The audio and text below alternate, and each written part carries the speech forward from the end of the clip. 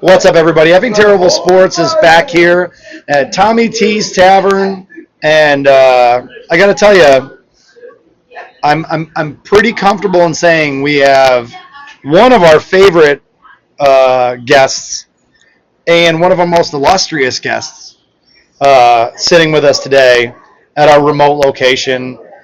We have our guy Colin Cromie, the forward for the D-side Dragons, and his dad Steve, who is a Hall of Famer. You're a Hall of Famer, sir. I am. And we're very, very fortunate to have these guys hanging out. Colin's about to head off to Wales to play for the D-side Dragons. If you haven't already heard, Effing Terrible Sports has worked out an agreement to sponsor the D-side Dragons. We are a big advocate of them. You're going to be playing for the returning Welsh Cup champions. That's got to be awesome. We're so cool, so excited to be a part of such a illustrious program. How do you feel? We've talked before. Anyone who has not seen our first podcast with Colin, go back and check it out. We will rehash a few things. But number one, what is it like for you heading into a championship team on the back end? Coming into a team that is trying to repeat. What's that like for you? Well, I'm learning that it wasn't. I guess it wasn't like the league they didn't win. It's they do like challenge cups to like throughout the year. So it was just like a tournament essentially, like the Welsh Cup. So they grab all the teams in Wales, and then it's just like I wouldn't say fun, but they just compete for like best of the land trophy. Best of the land, yeah, which is kind of like Four Nations. Yeah, I guess. So, but they are the Welsh Cup champions. Yes, they are the Welsh Cup champions. And they're playing in Wales. Yeah. It's a pretty good fucking cup. Yeah, no, it's. If you're the Welsh team, if you're in Wales and you have the Welsh Cup, I think it's a good thing. So you got a lot to live up to. I went through. There's multiple years. There's lots of history there. So you have to be excited for going to a team that has this kind of history to it. Yeah, I'm very excited, and I met the coaching staff, the organization. They're phenomenal, and they want to win. And I'm excited because they want to win because they want to move up leagues. They want to be promoted. So I'm excited to see what happens this year. I think we can do well, and hopefully the best outcome happens. So are we. We're excited to watch you. I hope that we will be forward thinking, and we will find out ways for you to watch the D-side Dragons. So we will be putting that on all our social medias, ways to watch you, and we will be having watch parties where we will fund the alcohol while you watch the D-side Dragons.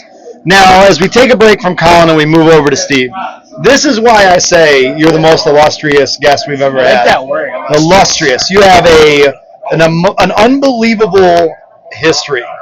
So I know I'm leaving out a few things, but I'm hitting some of the high notes. I'm just happy you're using the word illustrious. I know. You know what? I have a bachelor's in communications, but I am almost retarded. Here's the thing. You have been so far. You were a U.S. Hockey Coaching Clinic Evaluator for U.S. Hockey. 2009 AHAI Coach of the Year. I forgot about them. You an Illinois Hockey Hall of Famer. Yeah. Before I finish, you're not wearing a ring about that, are you? No, I had one. They gave us a big ring. Oh yeah. I had one. I probably should have wore it. Yeah, well. But no, this is my Iowa State football ring. Iowa State football. Ring. When you played for Iowa State football? I did. Oh, we're not going to talk about that today. We don't have enough time. We'll move on to the next thing that's not that ring. Head coach for Northern Illinois D2. Yep. Assistant coach for Iowa State D1. Yep. Head Northern American Scout for the Langley Rivermen. Yes. Correct. Assistant coach for UHL Chicago Hounds. Mm-hmm. Assistant coach for the Chicago Freeze Junior A, NAHL. Yep. So that is the bullet points, which is, unbelievable. But tell everyone your hockey story. Where did you start? I was actually home for the summer, and I've worked for Can-Am Hockey for years. And a friend of mine, Steve Glickman, who scouts in the O, he brought me into Rockford in the summer to teach, and I had such a riot. And I get to be coaching with these bigger coaches, and it was just great teaching the game. And I thought, you know what, this isn't a bad way to go. So I have a question, and I mean, I have all these criteria, but what I don't have and I can't find is a player background. Where's your player background? So did you play? Now again, sometimes we come off a little rude. Were you good, or are you just a great coach? Like, sometimes there's great players who become great coaches. Sometimes, it's some people are better coaches than they are players. So, where did you play at? Played a couple years in the minors, and then I played for a team called the Chicago Chargers. We're an open men's team, open pro men's team, and what that entailed is you didn't have all the leagues like you have now. It was the American League and the International League. So I went to camp with Peoria and the International League. They said get lost. Kind of ran around. Dicks. Played where anybody I could play with. Don't forget about Germany. You played a year pro in Germany. Yeah, I mean, that was really super, super fun. And I learned a lot more about the game being involved in that. But kind of the same premise. You're in the background, and the players spoke English, but the coaches didn't speak great English. And they're all, when you look at they do different things. So they put flip cards on the glass. Okay. And then they go through the flip cards, and then they talk. So, we'd be in the back, and, we're just used to north and south, and these guys want to go east and west, put the brakes on and do this and do that. And it just was phenomenal because it's all a bigger rink, and it's all zones. Well, yeah, the European, obviously, for people who are, again, we try and cater to people that are not common hockey fans, but the European rink is much bigger. Much bigger, yeah. And it opens itself up to east and west skating. Correct. Like your more fluent skaters are going to succeed. The better skaters are going to your better skaters are going to eat in Europe. Yep. Like their good skaters are going to live their lives there. So I get that's different. So I guess my question is, and I don't know if anyone's ever asked you this, and I hope it's not rude, but are you a better coach than you were a player? Yes. Oh, that was wow. easy. I never asked you that. That's interesting. So I didn't know. That's a great question. Yeah. So now my question to you is, again, as someone I like, and someone we've had on our organization, like that you've been now on 2 times. You're still getting picked up by European teams. You're getting to live the dream, play these teams. Has coaching ever entered into your mindset? Yeah, it definitely has. I enjoy it. With the Simply defense where I met you teaching kids. Like I enjoy it as like a side thing in the summer. Like I'll jump on any coaching jobs I can get. After I'm done playing, I do want to hit comedy hard. So coaching might be a side thing, but I'm definitely going to hit comedy hard first after I'm done playing, and then if coaching works its way in there, if it's meant to be, it'll be, sort of thing. Well, anyone who hasn't looked at it right now, and I mean, obviously we tag you and everything we can, but what he's talking about is comedy. Fucking marketing genius. It's perfect. But at the same time, again, I think you're talented. I think you're good at it. I enjoy it, and we push it whenever we get a chance. But I enjoyed the defensive clinic that you guys put on for our kids. I think it translated well. I mean, sometimes the apple doesn't fall far from the tree. If you have a Hall of Fame coach, dad, maybe you're a Hall of Fame coach. I don't know.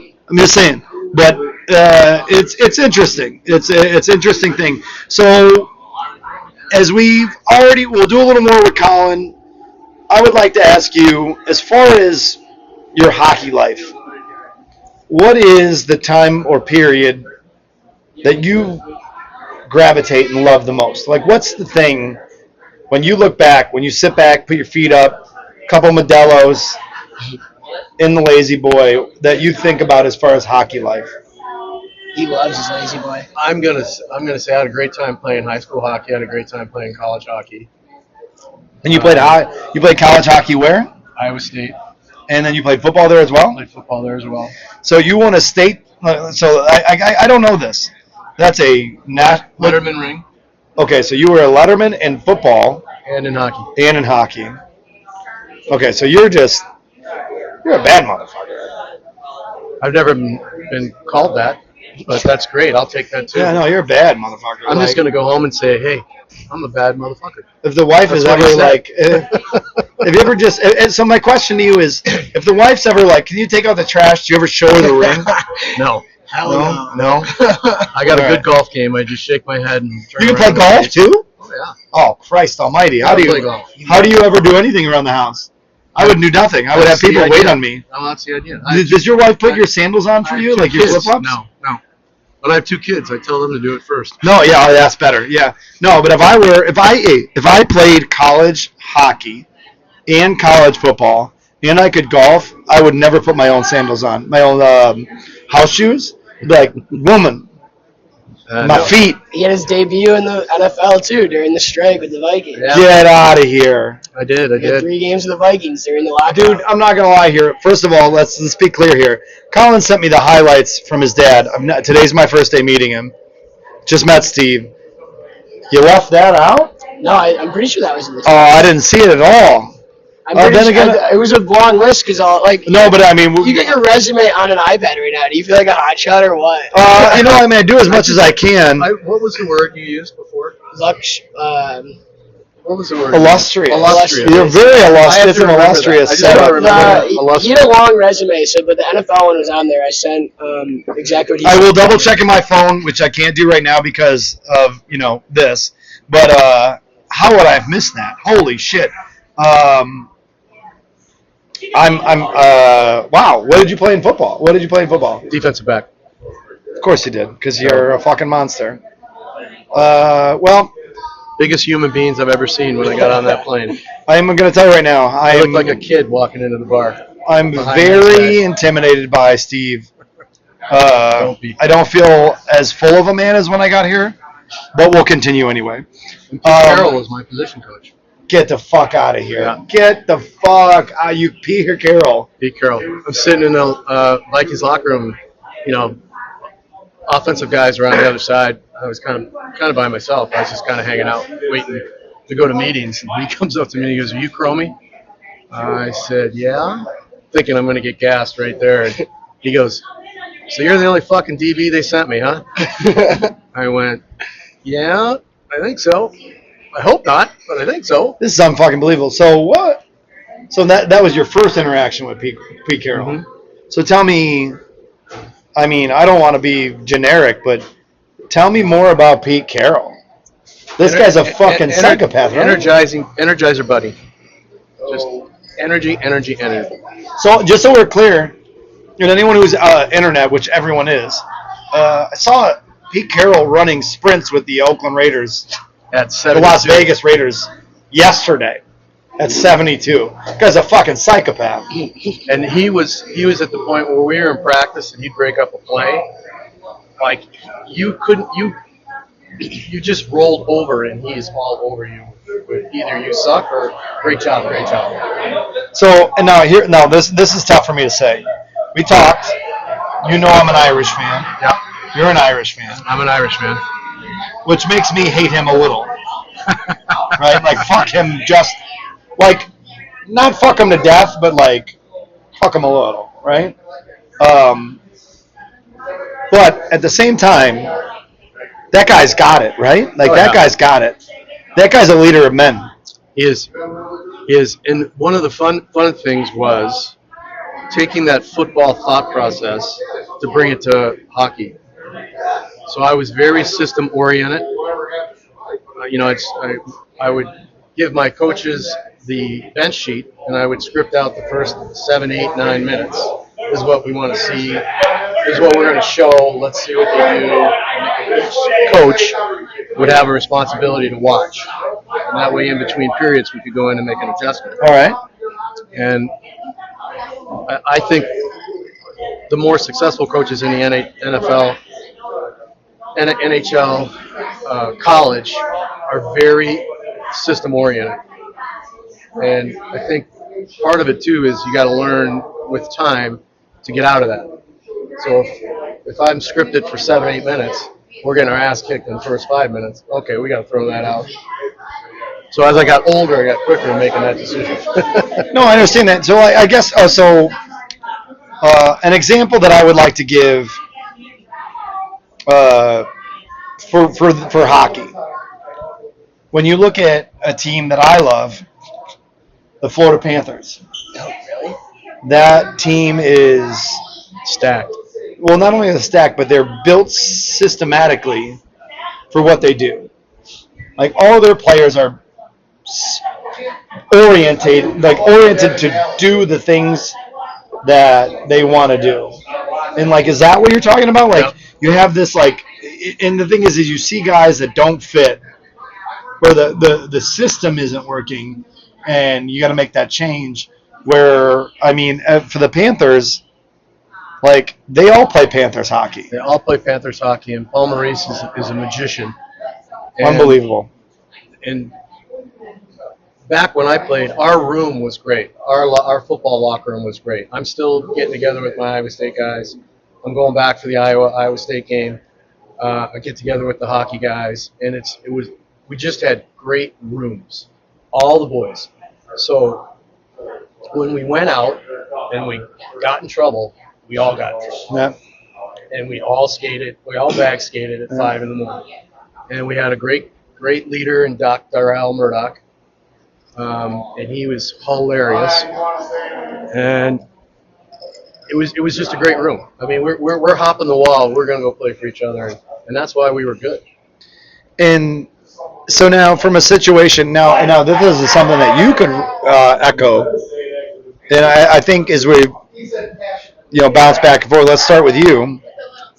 Do you feel like when you have a team that's really with each other, that really plays for each other, that really feeds off of each other, do you feel like it's better than better talented guys? Like, can a team that plays for each other beat a team of talented guys? Oh, 100%. Yeah, because you want it more, and you're playing together, rather than being individuals. Like, I've been on a few teams that we've been, like my second year in Canada and juniors in the Nose, our team was so close, and we didn't lose a home game. I think we were undefeated at home for like 22 games, and then we had just had a bad coach, and then it just ruined everything. And then guys started giving up just because they didn't want to play for him.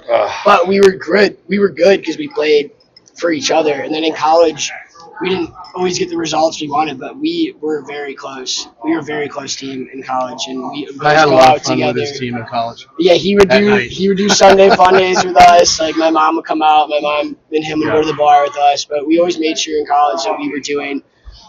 You didn't have to drink, but it helped if you did.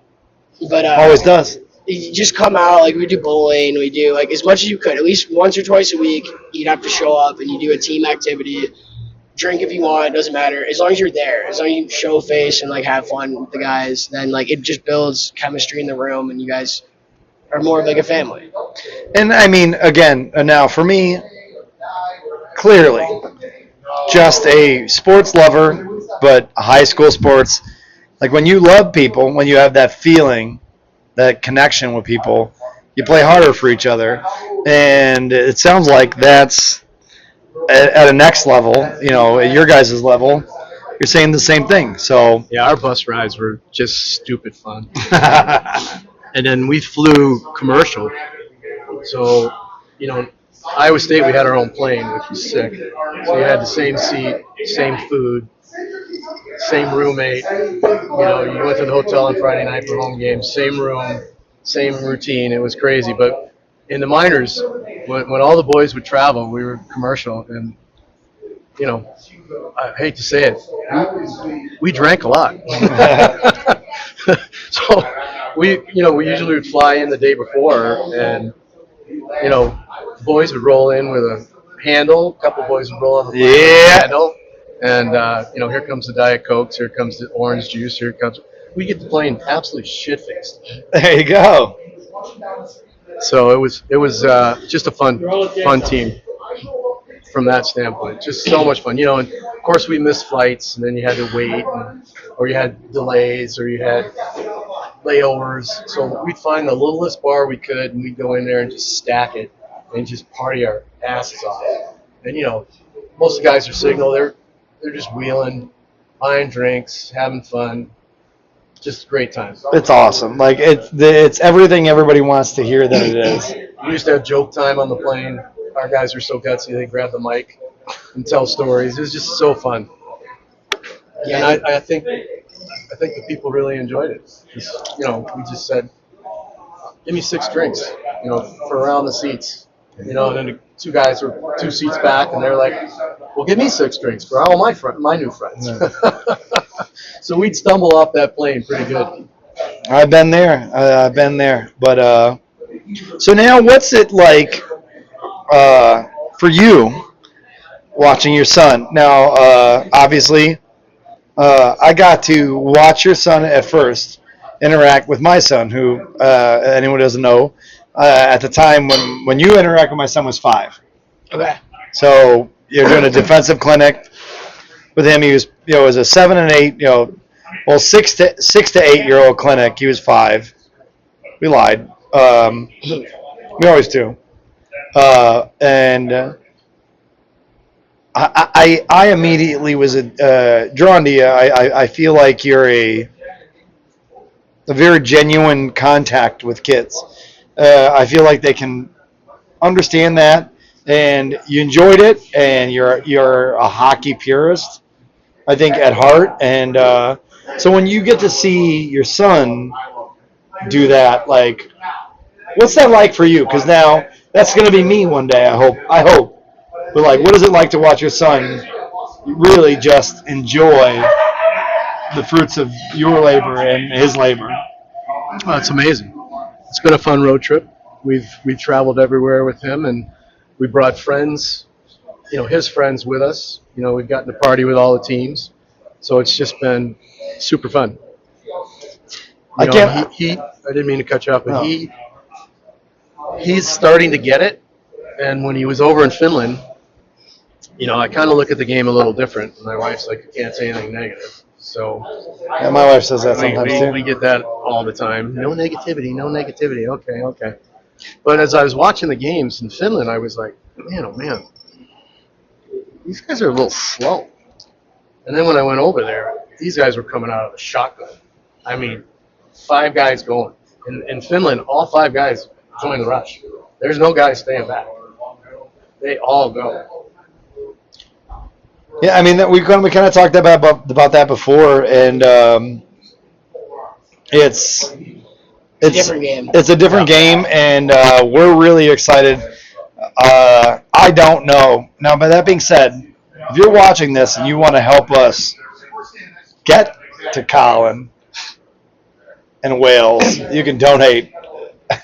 Feel free. We would love to go. If you could meet us halfway, we would cover the other half. But I would love to go there. I'd love to be a part of it. I have a whole list of things I wanted to ask you. I'm going to ignore all of them. Going with the heart. And I am going to go to the bottom, and I'm going to ask you this. If you have not watched our first podcast with Colin, please go back and check it out. That first podcast has a story. It's hyperbole, but someone told Colin that no one was going to want him. They did want him. And now he's wanted, and he's going there multiple times. And when I asked him specifically, who was the guy who told you that nobody wanted you, he said, I'm not going to do that. My dad taught me not to burn bridges and do that. So my question is, are you ready to burn that bridge yet? No. No? All right. No, it just doesn't do anything. All right. Yeah, you can't do that. Can't do it. Well, again, I said this. Listen, we've all gone through the dump range. You know what I mean? Like, I've been cut terrible. I've been traded. I remember the first time I got traded, I was actually playing second line. I had like a 4-point weekend, and then I got traded. And I'm like, what the fuck? Are you guys kidding me? So, I had to get to the airport that night, and I don't even remember where I got traded to. And I had this vet who walked up to me and he said, "Hey man, look at it this way. You're going somewhere you're wanted. You're not wanted here. That's all you got to think about. It's black and white. You leave here, it's done." All right. And all the hockey guys, back in the day, we always look forward. Yeah. And if you look at the hockey guys, we're playing and we're getting on a plane. We're playing, we're getting on a bus. Okay, I got chewed out by the coach.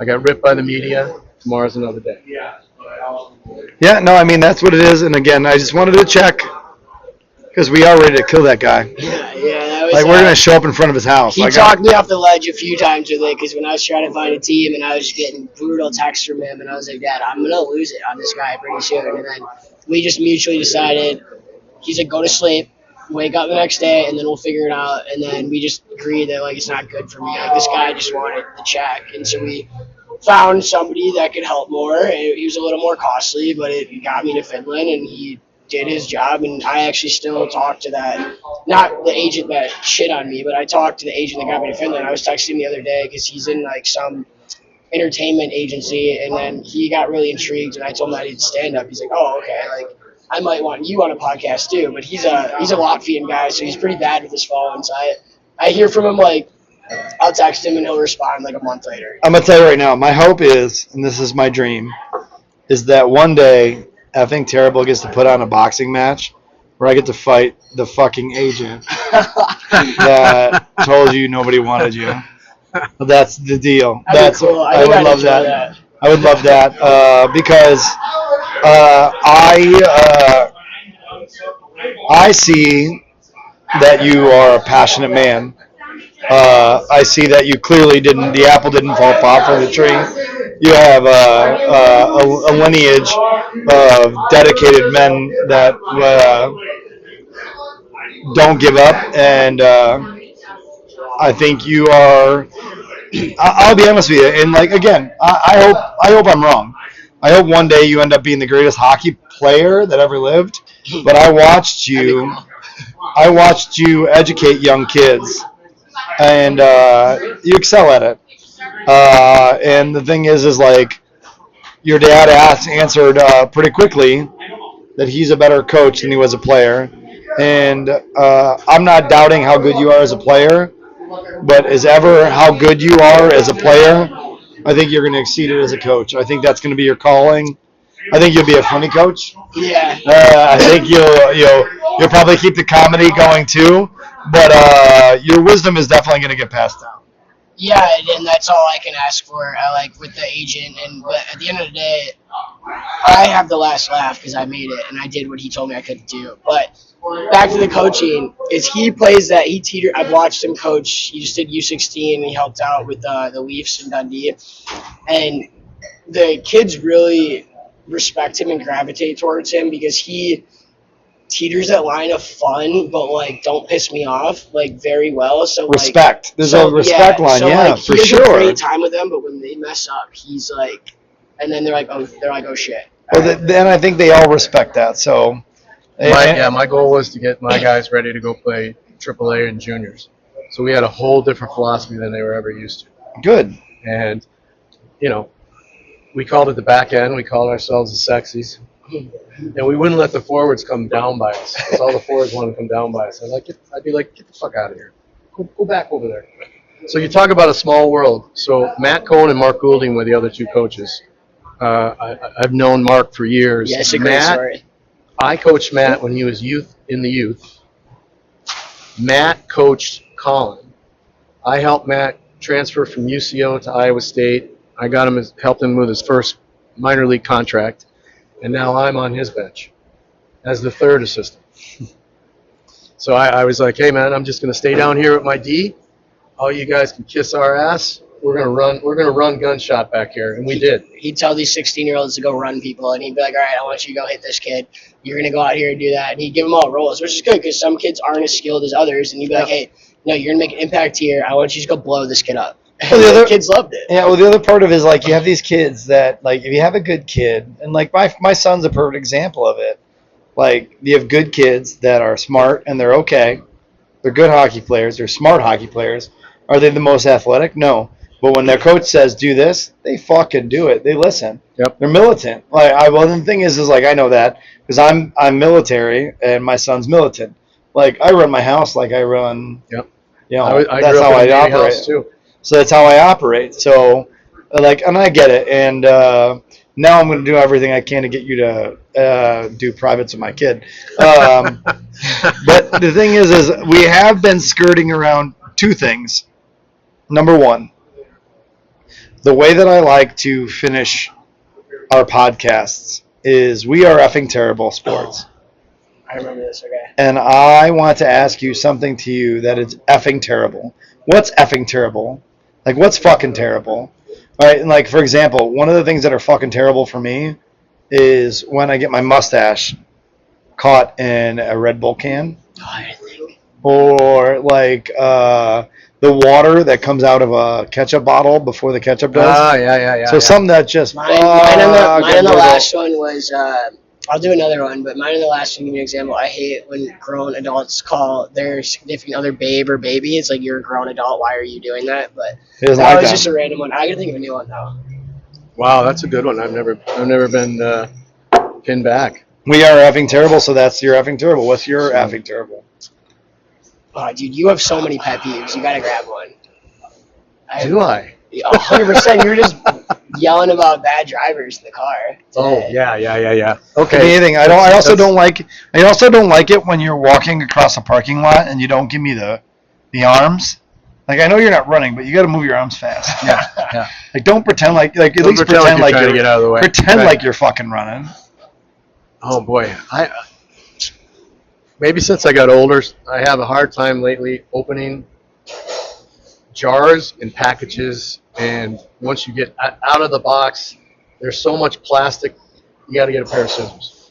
And I'm obviously in the kitchen by myself at this point. There's many F-bombs that come out before I have my coffee. So that's one of them. I got a couple. I buy that. What do you got? I think blue cheese is horrible. Blue cheese is I think horrible. blue cheese is horrible. I'm not a blue cheese fan at all. I don't know. I have a lot of pet peeves too, so I'm drawing a blank. But blue cheese came in my mind. I know you love blue cheese. I love blue think cheese. it's horrible. You know what? Here's another one from my dad, and you'll get it, military. And I say it to Colin all the time. Details. Do something before you got to do it. You know? Do you know you're going to put some stuff in the car, do it the night before? That way you're not late and you have it. I do like that Stupid one. little stuff. You said an argument in the car because he's complaining to me about he wants me to have cash on me all the time. I was like, it's 2025. It's a different world. I have all the cash. I always have cash on me. Yeah. He said cash Thank is you. king. Cash is king. You know why? At least $100 on me. And here's what Colin doesn't get. Because when $100. something goes down, who does he call? At 2 o'clock in the morning. Gotta have He called me when you were in Montreal, which ticked me off. It was like 12 o'clock, and you didn't have any money. When? To pay the parking guide. In Montreal? Fumed. Oh, I was in Pennsylvania. If I called you about Montreal, it might have been at a strip club for cash. You might have lied and said it was that. Yeah. Okay. I mean, all of these are bad, but so we've had a nice little conversation, but now, Steve, I want to tell you, I enjoy you. I think. I enjoy you too, Dad. Yeah, you're wonderful. I enjoy you too, Colin. You're an unbelievable interview. I want you to come back. I want to keep you as a friend. Absolutely. But I don't want to piss you off. But at the same time, I snap really well. I gotta ask you about the unbelievable film that is Carnivore. Unbelievable horror film. The unbelievable horror film that is Carnivore. I thought we were getting out of that. For the people that don't know, my parents met they were both actors and actresses, and my mom was dating somebody else at the time, but they basically met in this horror movie on Amazon Prime called Carnivore. And her name was Bobby in the film? Yeah. Oh my God! So you did just watch? I watched the whole fucking movie. With the Agent Libby. With the bad Yeah, I did. Dude, that was a nice Uzi you had there in the back of that limo. It was fun. Great. Yeah, you were. Holy shit! I have so many questions. Oh boy. He hates this movie, but 28 on Rotten Tomatoes for a film like that, that's snaps. Like that that's good? pretty cool. Listen Yeah. to me. For Rotten Tomatoes, yeah. I'm leaning in to show you the importance of this. Go fucking watch Carnivore. Go right now. Stop. Delete. Get off this podcast. You're the Go funniest. watch Carnivore. Go watch it and beg for a sequel. Might have to. God damn it. Go watch it. I'm going to tell you right now. Now, first of all, two things. I like to call this the Oreo. All right? You were good in it. Hell yeah. Oh, thank you. I got to do a lot of ad-libbing. You got to explain to me how a movie that was made in 2000 is an 80 cult classic. It took, I don't know how many years to finish it.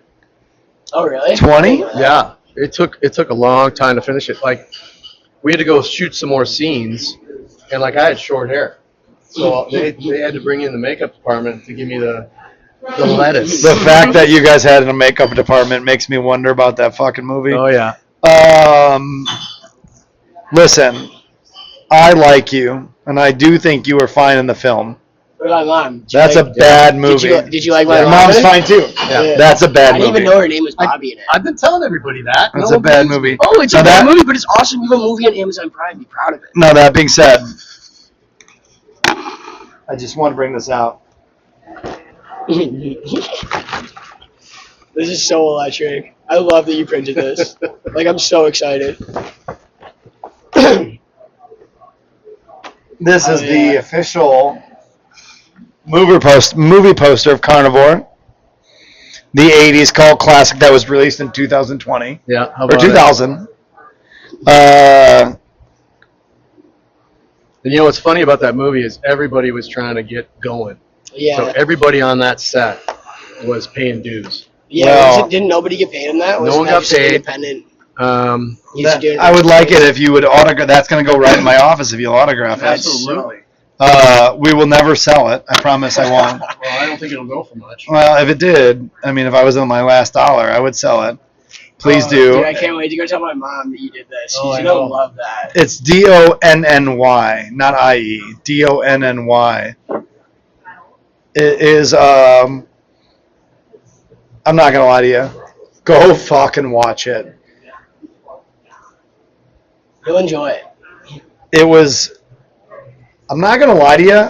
I enjoyed every minute of it. Yeah, it's honestly funny. Like, it's not a bad movie. Like, It is. it's an a low eight- budget film. It's a bad movie, but like, it's entertaining. It is an 80s cult classic. Yeah, Oh, what are you writing? Oh, it's beautiful. It's Wow. perfect. It's everything I wanted. I'm putting it right next to my Oh, Jordan very basketball. nice. You know how you yelled at me about my signature? I actually got a compliment Yeah. the other day about when I was getting my visa. That's you got- going. You got a compliment. It's I got a going compliment. right next to my Jordan basketball. Oh boy. So I got there we that go. going for me. There we go. Yep. So, guys, That's the best thing. Yeah, I was not expecting that. I'm No, I was thrilled not. that I'll you be did honest that. with you. That's I so am. cool that you did that. This was an unbelievable day for me, Colin. I'm so fortunate that I got to run into you. I feel like you are a genuine human being who. I watched you educate young kids in the sport, and I believe wholeheartedly that you care about what you do, and you're a special dude, man. Like you're good people. You're an And ambassador of the game. Yeah, I Yeah. was just gonna say he's taught me from a young age. Like as I get older, like to be an ambassador of the game. So he's has his U16, all these Leafs kids, and we've been. One of them, their dad is Cairo, so he's been Yeah. helping me out. My hand was dislocated a little bit, and he's been doing exercise to help my balance. But his kid plays, what is he, 14? Yeah, he plays for And you. so 14. I had a Cairo appointment, and his kid showed up, and it was really cool. His kid's all excited to meet me, and I'm like, I've never had that. That's super cool. And he had questions like written on his phone. He's like, what's your advice for this and that? And I was like, this is really cool. I was like, this kid wants to get better. I was like, that's all that matters. And then we just had dinner with another family because this kid wants to go to college, but he's smart. So he's like, what D3 schools would you recommend? So I gave him, there's like a D3 Ivy League called the NESCAC, and they're all like, it's like Tufts, Williams, schools in Boston area mostly, but I we're giving this kid all this advice, and his family didn't know the hockey world. So it's just being an ambassador and teaching people and helping when you can, not for recognition or anything. It's just taking the time for people that deserve it. Not everyone deserves it, and I know you said that too. But the bottom line is like it's abundantly clear that and again now I don't know if Steve's going to come back for another podcast and then I think he will. I would for sure. But the bottom line is like you're his first podcast. Second. You clearly had one in Wales. Oh, well, that one didn't get aired. It's all right. I still was there. You're drunk. we're probably going to do that. Did you know that the D-Side Dragons has a podcast? I've not seen it yet. They haven't posted a bit, but we did one. It's called Puck and Dragons, and the recording didn't come through it, so they didn't post it. But I'm down. Like I got to get out there. It's on Instagram, so you can. That being said, you're clearly great. We love you. We love your game. We love you as a human, and you translate to the kids, and we appreciate that. And it made us unbelievably okay with separating with money to getting to support you and the D-Side Dragons, which we're very excited about. And it's clear that you got that from a dad who's awesome. You guys are a good family. You're good people. You're kind. It's about giving back too. Especially I'm older now. I haven't coached 16s 25 years. So the first time I think I got 2 practices on the ice and we were on a flight to Denver. And I'm looking at Matt and I'm going, fuck am I going to say to 16-year-olds? Because I'm used to burying guys before they even get to the bench. I'm going to lay into them. And you can't do that to 16-year-olds. Well, you can. But some of them, you do it to my. He still did it. I got a 6-year-old. You can do that too. That's how I live my life. But we had one of my biggest pet peeves that I learned is if you're going to yap or chirp, don't do it on the way back to the bench. Stand at center ice, let it rip, and then man up for what you're going to say. So I had probably happened twice in one game. Finally, in between periods, I just smoked the D. I said, listen, boys, that bullshit of yapping and chirping when you're coming back to the bench, that ain't going to fly on my end of the bench. You want to yap? You stand at center ice and you lay into them. You want to drop the gloves? I'll give you full go, and I'll deal with Matt. You'll get suspended, but that guy's probably not going to come at you again. Agreed. 100% agreed. And then I'm like these guys, they've been taught not to fight back. So our goalie is getting hit a little bit. I'm looking at these guys are coming off the ice. I go, fucking hammer that guy. I go break a stick over his leg. I can't say that, but anyway, you know where it's going. You can because have you seen the documentary on Amazon, Ice Guardians? No, I haven't seen So if you watch it, there's a study that was done. There are more traumatic head injuries in the European Hockey League than there are in the NHL. Really? No way. Yeah, and the reason for that is because you can just blast the shit out of a phenomenal player in the European Hockey League, like over in Europe, nothing will happen. and no one's gonna do anything because there's no fighting. But in the NHL, they don't do it because they know they're gonna get the fucking shit knocked out of them. I get what you're saying. Yeah. So if you watch on Prime Ice Guardians after Carnivore, right after watch Carnivore first. It will show you that there's a place for fighting in hockey, for defending. Yeah, and standing up. And there's a place in this country, in the whole world, for standing up for your fellow man. Be good, be kind, protect your guy. And that's where we're at. So I can't thank you guys enough. We can go on for days. Yeah, we'll do this again. This is definitely fun. He saw my first fight when I was 17, and I was trying to make a BCHL camp, and me and this kid had cages on. We took our cages off. I got smoked. It was my first fight, and then I didn't even remember it because all that adrenaline. I was like, did I swing? And he was like, yeah, you swung. I was like, I don't remember anything. But then we got home, and he's like, you have a big mouth. I signed you up for boxing next week. Well, that's a good thing. I was like, all right, that's fair. Took a bit. I got my ass kicked the first few fights. I got it. Hey, you know what? Everyone on the planet who's worthwhile has taken a couple of beatings. Yep. It's kind of how it is. And back in the day, we had 3 or 4 tough guys in our lineup, right? So if one of them got suspended, which happened quite consistently, then we had like 4 and 5. I think I was like 6 on the list. So, but I'd look down the bench. Many nights I did this. And I said, well, we need a game changer. I'm going, boys. See you in the bar. Let's go. And it's middle of second period, and I'm going, It's a beautiful thing. let's go. You want to go? And they're like, yep, all right. The bottom line is the thing is there's a very few number of men in the world that are ready to go. Yep. And it's a good thing. It's a good thing. I agree. I think that. You disagree. It's just like military, right?